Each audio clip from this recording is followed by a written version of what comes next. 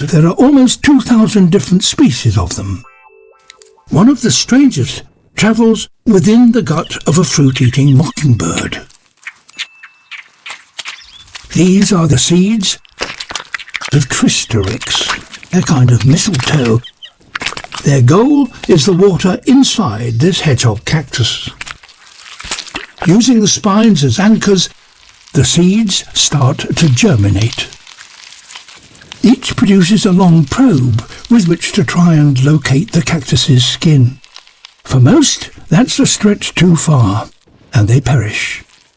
But for this one, the cactus's surface is within reach.